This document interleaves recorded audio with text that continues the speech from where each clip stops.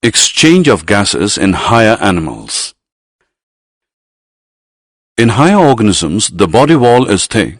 As a result, diffusion is not possible, and they have high metabolic rate, so they require high energy.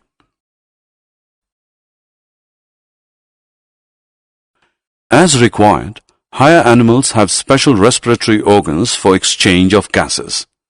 They also have blood vascular system to transport oxygen and CO2 between the respiratory organ and the body cells.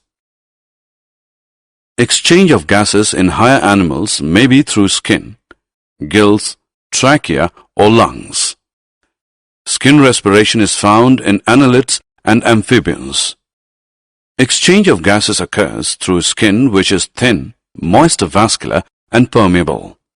It is also called cutaneous respiration.